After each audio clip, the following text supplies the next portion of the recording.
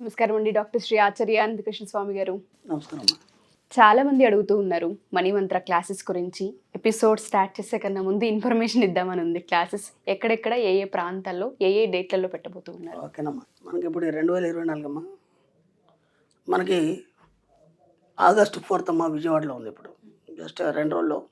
అలాగే 18 ఆగస్టు వచ్చి హైదరాబాద్లో ఉంటుంది, మళ్ళీ రెగ్యులర్ క్లాస్. 18 ఆగస్ట్ హైదరాబాద్. అలాగే 25 ఆగస్టు మళ్ళీ స్పెషల్ క్లాస్ ఉంటుంది. ఓ, స్పెషల్ క్లాస్ చాలా రష్గా ఉంది, తొందరగా ఎన్రోల్ చేసుకునే ప్రయత్నం చేయండి. 1 సెప్టెంబర్ వచ్చి విశాఖపట్నంలో ఉంటుంది. 8 సెప్టెంబర్ వచ్చి తిరుపతిలో ఉంటుంది. అలాగే 15 సెప్టెంబర్ వచ్చి మళ్ళీ రాజమండ్రిలో ఉంటుంది. అలాగే 29 సెప్టెంబర్ వచ్చి అనంతపూర్లో ఉంటుంది. తప్పకుండా సార్. ఎన్రోల్ చేసుకుంటే తొందర సీట్ దొరుకుతుంది, ముందు సీట్లో ఉంటారు. తప్పకుండా సార్. లాస్ట్ ఎపిసోడ్ ఒక్క అడుగు డబ్బు అయిపోయండి, డబ్బు మీ జీవితాన్ని మార్చేస్తుంది అన్నారు. అసలు నిజంగా నాకు వినడానికి చాలా బాగా అనిపించింది. సో 648వ ఎపిసోడ్లో భయం వదలండి అని లాస్ట్ ఎపిసోడ్లో మీరు చెప్పారు. అటువంటివి ఇంకా చాలా ఉంటాయి. మనం చాలా వాటిని బంధించేసుకుని ఉండిపోతూ ఉంటుంటాం. ఇంకా ఏ ఏ విషయాలని మనం పక్కన పెట్టాల్సిన అవసరం ఉంటుంది అంటారు? ఒక్క అడుగు డబ్బు వైపు వెళ్ళాలి అంటే ఏ విధంగా? మనీ మంత్రం ఏం చెప్తాం? మనకి వశిష్ఠ మహాముని శ్రీరాముడితో ఏమన్నాడంటే, ఓ రామాన్ని రాజ్యాన్ని సుభిక్షంగా పరిపాలించడానికి ధనం మూలం ఇదం జగత్ అన్నాడు ఆయన. అప్పుడు పుట్టింది అది, ధనమూలం ఇదం జగత్ అనేది. అంటే ఆయన ఒక సన్యాసి. అలాగే రాముడి యొక్క క్యారెక్టర్ మనందరికీ తెలుసు. ఆ మాట ఎందుకు చెప్పాడు ఆయన? ఇంకా బోలేడు చెప్పొచ్చు కదా. ఆ మాట మొట్టమొదటి ఆయన ఎందుకు చెప్పాడంటే, నువ్వు నీ రాజ్యం సుభిక్షంగా ఉండాలి. అయితే ఏమవుతుందంటే, సుసంపన్నంగా ఉన్నప్పుడు అందరూ పరిపూర్ణులుగా మారుతారు. అంటే ఏ లోటు అనేది అక్కడ కూడా తక్కువ ఉండదు. రెండోది ఏంటంటే, దేనికైనా సరే ధనమే మూలం. మొట్టమొదట ఈ యొక్క వెంకటేశ్వర స్వామి మన తిరుమలకు వచ్చినప్పుడు వరాహస్వామి ఆయనకు ఎదురుబడి అంటాడు, ఎవరు నువ్వు ఇక్కడికి ఎందుకు వచ్చావంటే, నాకు కొంచెం ప్లేస్ కావాలంటాడు. ప్లేస్ కావాలంటే డబ్బు ఈతు కొనుక్కో అంటాడు ఆయన. ఇదంతా నాది, క్షేత్రం అంతా నాది. అది ఇప్పటికి కూడా వరాహక్షేత్రం అది. మనం వెంకటేశ్వర స్వామి అనుకుంటాం కానీ వరాహక్షేత్రం అది. అదంతా అయింది. ఈయన అన్నాడు, అయ్యో లక్ష్మి లేదు కదా, నేను ఎక్కడి నుంచి తేవాలి ఇప్పుడు అన్నాడు. నాకు అదంతా సంబంధం లేదు, ఇది కలియుగం ఆరంభమైంది కాబట్టి కలియుగంలో నీతి ఏంటంటే ఏదైనా ఇచ్చి తీసుకోవాలి. ఈయన నా దగ్గర ఏం లేదు కాబట్టి ఒకటి ఏం చేస్తానంటే, తిరుమల వచ్చిన వాళ్ళందరూ కూడా మొట్టమొదటి దర్శనం నీదే, ఓకే, అలాగే మొట్టమొదటి నైవేద్యం కూడా నీకే, అయితే నేను వరాలు ఇస్తానన్నాడు ఆయన. అంటే కలియుగ ఆరంభంలోనే డబ్బు యొక్క ప్రాధాన్యతని ఆయన తెలిపాడు మనకి. అవునా కదా? అంటే మన పురాణాలు కానీ, మన ఇతిహాసాలు కానీ, మన ఋషులు కానీ, యోగులు కానీ, వీళ్ళందరూ కూడా ఎక్కడో ఒక దగ్గర ఒక పాయింట్లో ఖచ్చితంగా డబ్బు గురించే ముందు ప్రాముఖ్యతనిచ్చారు. కానీ మనకు అది ఎందుకు తెలియట్లేదు అనేది నాకు అర్థం కావట్లేదు. ఇప్పుడు చాలామంది ఏం మాట్లాడారు, ఆ డబ్బు లేకుండా బతకలేమా, ఓ బోలే డబ్బు చూస్తున్నాంరా ఇలా అన్నవాళ్ళు. నేను నా దగ్గరకు వచ్చిన ఒక క్లయింట్ గురించి చెప్తాను. వాళ్ళు నా దగ్గర వచ్చి ఏడ్ చేశారు ఫస్ట్. ఎందుకని నాకు తెలియదు, ఏదో వాళ్ళకి బాధలు ఉన్నాయి చెప్పుకుంటున్నారని చెప్పేసి సైలెంట్గా. నా దగ్గర నచ్చి వాళ్ళ బాధలు చెప్పేస్తే ముందు ఏడ్చేయమని చెప్తాను. ఎందుకంటే మొత్తం అంతా వెళ్ళిపోవాలి. అప్పుడు దాకా నేను ఆగి కూర్చుంటాను. అంతా అయిపోయిన తర్వాత కొన్ని నీళ్ళు ఇచ్చేసి ఇప్పుడు చెప్పండి అమ్మ అంటాను. ఎందుకంటే అది ఆనంద బాష్పాలు తెలీదు, వాళ్ళ బాధలు తెలియదు నాకు. కాబట్టి ఇక్కడ ఏంటంటే ఆనంద బాష్పాలు అవి. వాళ్ళు ఇంతకుముందు చాలా బాగా కోటీశ్వర్లు, ఓకేనా. అయితే వాళ్ళు ఈ ఆధ్యాత్మిక పరంగా చాలా లోతుగా వెళ్ళారు. వాళ్ళు ఆధ్యాత్మిక పరంగా చాలా లోతుగా వెళ్ళారు. లోతుగా వెళ్ళినప్పుడు ఆధ్యాత్మిక పరంగా ఏముంటాయి, డబ్బు అనేది అన్నిటికీ మూలం కాదు, ఓకేనా. డబ్బు ఏం పెద్ద గొప్పది కాదు. మనం ఎలా అంటే యోగాన్ని సాధించాలి, లేకపోతే అది సాధించాలి, వైరాగ్యం అనేది మనకి చాలా ముఖ్యం, ఇవన్నీ చెప్తుంటారు కదా. ఇప్పుడు మనకి చెప్పేవాడు లేనప్పుడు ఎవడేది చెప్తే అది ఏంటో అదే నిజం అనుకుంటాం మనం. నేను అందుకే చెప్పాను, ఇప్పటివరకు మన ఆలోచనలు ఇలా ఎందుకున్నాయంటే, మనం పుట్టినప్పటి నుంచి మన పరిసరాలు కానీ, సమాజం కానీ, మన మిత్రులు కానీ, బంధువులు కానీ, కుటుంబ సభ్యులు కానీ, లేదా పురాణాలు ఇతిహాసాలు కానీ, ఇవన్నీ మన యొక్క సబ్కాన్షియస్ మైండ్ని మార్చేసినాయి. ఎందుకంటే అవన్నీ నిజాలు కావు. ఎందుకు నిజాలు కావాలంటే, ఎప్పుడైతే నువ్వు ఈ సబ్జెక్ట్లోకి వచ్చిన తర్వాత నిన్ను నువ్వు తెలుసుకుంటావో అవన్నీ ఫాల్స్ అని తెలిపోతుంది. అర్థమైందా? చిన్నప్పుడు అమ్మ మనకి భయపడుతుంటే అన్నం తినకపోతే భయపెట్టేయడానికి బూచాడు వస్తాడని చెప్పింది.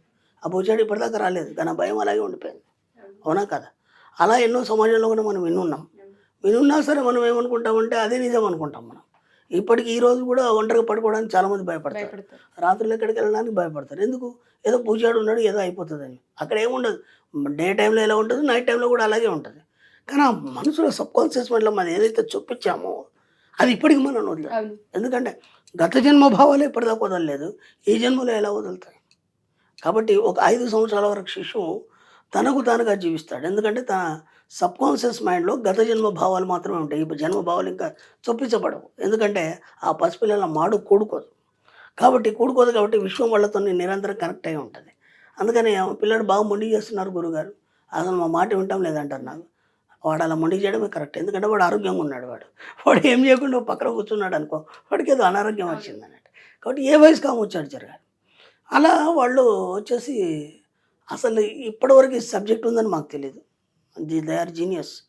మంచి ఆలోచన పరులు, గొప్ప ఆలోచన గలవాళ్ళు. కాకపోతే ఇప్పటివరకు మేము నమ్మిన సిద్ధాంతం మీద సరి అయిందని చెప్పేసి ఆ డబ్బులేముందిలే, డబ్బుతోనేం పని ఉందిలే ఇలా అనుకోవడం వల్ల మాకు తెలియకుండానే మా ఆస్తి అంతా కరిగిపోయింది. ఏనా డబ్బుకు ప్రాముఖ్యత ఇవ్వలేదు. నెగ్లిజెన్సీ వల్ల అది మెల్లిమెల్లిగా అంతా పోయింది. పోయిన తర్వాత ఒకప్పుడు మంచి జీవితాన్ని గడిపిన వాళ్ళు వాళ్ళ జీవితం అనేది ఇలా ఎందుకు తయారైంది వాళ్ళకి అర్థం కాలేదు. అంటే ఇది చెప్పేవాడు లేడు కదా! మీరు ఇలా ఇక్కడ మిస్టేక్ చేశారనేది విషయాన్ని చెప్పేవారు లేరు. నేను గతంలో కూడా ఒక మాట చెప్పాను. ఓ పెద్ద ధనవంతుడు వచ్చాడు నా దగ్గర. పెద్ద కోటీశ్వరుడు, మంచి ఎకరాలున్నాయి. మొత్తం లాస్ అయిపోయినాడు పాపం. ఆయన బాధపడుతుంటే ఏనాడు మీరు డబ్బొస్తే ఏం చేస్తారు సార్ అని. ఏముంది మా పాలేరుకి ఇచ్చేసి పంపించేస్తాము. ఓకే. లేదంటే ట్రాన్సాక్షన్ చేస్తాము. సరే. ఎంత డబ్బుంది మీకు తెలుసా? బోలెడు ఉండేదండి డబ్బు. ఏనాడు లెక్కట్లేదు ఒకటి. ఇక్కడ ఏం జరుగుతుందంటే ఏనాడు వచ్చిన డబ్బుని ఆయన స్పృశించలేదు, దాన్ని ప్రేమించలేదు, గుండెలకు హత్తుకోలేదు. ఏదో ఒక ఖైదు ముక్కలాగా చూశాడు. పార్లర్ వచ్చాడు, తీసుకెళ్ళాడు, అక్కడ పెట్టి చైరంటే ఇచ్చాడు. పనివాడు వచ్చాడు, ఇక్కడ పెట్టారంటే పెట్టేశాడు. లేదంటే ఓన్లీ ఆన్లైన్ ట్రాన్సాక్షన్ చేశాడు. ఏనాడు కూడా దాన్ని గౌరవించలేదు. ఆయనకు ఒక రకమైనటువంటి అహంకారం లోపల ఉండింది. మన సబ్జెక్ట్లోకి వచ్చిన తర్వాత అహంకారం అన్నీ చచ్చిపోతాయి మనకి. అర్థమైందా? ఆ సబ్జెక్ట్ అలా ఉంటుంది. ఇప్పుడు ఏమైపోయిందంటే దానివల్ల డబ్బుకి దూరం అయిపోయినాడు, ఆయనకు తెలీదు. అలా ఉన్న పొలంగా ఏమైపోయింది, అన్నీ స్టక్ అయిపోయినాయి. ఏదో కొద్దిగా ఉంటే అవన్నీ లాస్ అయిపోయినాయి. ఇక్కడ వీళ్ళ విషయానికి వచ్చేసరికి ఏమైందంటే ఏనాడు డబ్బును గౌరవించలేదు, డబ్బు పట్ల చీత్కారాన్ని కలిగి ఉన్నారు. మనకు చెప్తారు కదా కొందరు పెద్ద పెద్ద గొప్ప వాళ్ళు చెప్తారు కదా, డబ్బుదేముందిలే, డబ్బు మీద ఆశ పెంచుకోకు, ఇట్లాంటివి చెప్తారు కదా. విని ఆ డబ్బంతా పోయింది. ఇప్పుడు పరిస్థితి ఏంది? ఎందుకైంది వాళ్ళకి చెప్పేవాడు లేడు. ఇప్పుడు నేను చెప్పాను, మీరు దాన్ని గౌరవించలేదు సార్, ఏనాడు పట్టుకొని చూడలేదు, ఎంత డబ్బు ఉందో మీకు తెలియదు, ఏనాడు నన్ను స్పృశించారా? లేదు సార్, ఎప్పుడు చేయలేదు, అందుకే అలా అయింది. ఇక నుంచి ఆ పని చేయండి అన్నాను. ఆ భద్రంగా ఒక 100 రూపాయల నోటు తీసుకొని పప్పి తీసుకొని జేబులో పెట్టుకుంటున్నాడు. ఈరోజు మెల్లిమెల్లి కవర్ అవుతున్నాడు ఆయన. అంటే ఎంత గొప్ప విషయాలు, ఈ చిన్న విషయాలు ఇంత గొప్పగా ఉన్నాయనే విషయం నాకు తెలియదు ఇప్పటిదాకా. ఎన్నో ఇనున్నాను చేస్తాను. అలా పోయిన డబ్బుని నా వీడియోలు విన్న తర్వాత వాళ్ళు ఆ ఫ్యామిలీ, ఓహో డబ్బు విషయంలో మనం ఇంత జాగ్రత్తగా ఉండాలా, ఇంత పట్టుదలతో ఉండాలా, ఇంత ప్రేమతో ఉండాలా అని మెల్లిమెల్లిగా వాళ్ళు ప్రేమించడం మొదలుపెట్టారు. ఏ రూపాయి వచ్చినా సరే, మీరు నమ్మండి, ఒక 100 రూపాయలు వచ్చినా సరే, అంత పెద్ద కోటీశ్వరుడు దాన్ని ప్రాణప్రదంగా చూసుకొని గుండెలకు హత్తుకొని మనీ ఫర్గివ్ మీ, నన్ను క్షమించండి, ఇప్పటివరకు మీ పట్ల చేసిన అపరాధ భావనకు నన్ను క్షమించండి అని చెప్పేసి అలా మెల్లిగా ఇవాళ మళ్ళీ కోట్లలోకి వెళ్ళిపోయినారు వాళ్ళు. అందుకోసం వాళ్ళు ఏడుస్తున్నారు, నాకు తెలియదు ఆ విషయం. తర్వాత నేను నీళ్ళు ఇచ్చేసి అసలు ఏంటమ్మా ఎందుకు ఏడుస్తున్నారు, అసలు విషయం ఏంటి చెప్పండి అంటే, తట్టుకోలేని ఆనందం సార్ ఇది, ఎవడు చెప్తాడు సార్ అసలు.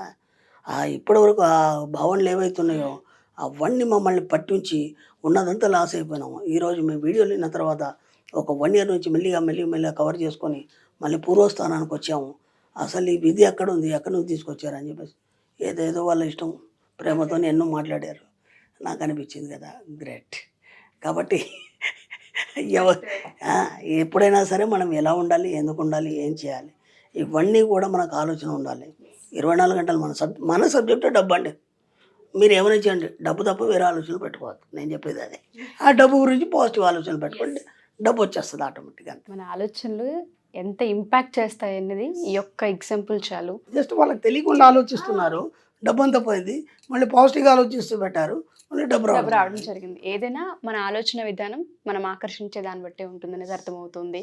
ఇంకా క్లాసెస్లో కనుక మనం ఎంటర్ అయితే ఇంకా డీటెయిలింగ్ వచ్చే అవకాశం ఉందని తెలుస్తుంది. క్లాసెస్ అంటే ఎలా ఉంటుందమ్మా అంటే, నేను చిన్న ఎగ్జాంపుల్ చెప్తాను. ఒక 10th క్లాస్ కుర్రాడు ఉన్నాడమ్మా. ఆ అబ్బాయి 10th క్లాస్ బుక్స్ పట్టుకొని శ్రద్ధగా చదివి పాస్ కాలేడు. ఒకవేళ అలా అయితే ఈ టీచర్లో విద్యా వ్యవస్థ ఎందుకు? కాబట్టి ఖచ్చితంగా ఒక క్లాస్ అనేది మెయింటైన్ చేసినప్పుడు ఏమవుతుందంటే ఎన్నో సూక్ష్మాలు అక్కడ చెప్పబడతాయి. అర్థమైందా? ఎన్నో మనకి అధ్యాయాలు కానీ అభ్యాసాలు కానీ ఒక సిస్టమేటిక్గా అక్కడ చెప్పడం ఉంటుంది కాబట్టి శ్రద్ధగా మీరు కేవలం డబ్బు కోసం మీ యొక్క సమయాన్ని రోజంతా కేటాయించి డబ్బులు పెట్టుకొని అక్కడికి వస్తారు కాబట్టి దాని మీద శ్రద్ధ ఉంటుంది. ఆ చెప్పేదంతా వినడం వల్ల మీ సబ్ కాన్షియస్ మైండ్ పట్టుకొని దాన్ని పాటించడం వల్ల మీరు ధనవంతులైపోతారు. అందుకోసం క్లాస్కి రావాలి. No words. Wonderful sir. Thank you sir. Thank you so much. Thank you అమ్మా. సుమన్ టీవీలో మీ పర్సనల్ అండ్ బిజినెస్ ప్రమోషన్స్ కోసం కింది నెంబర్కి కాంటాక్ట్ చేయండి.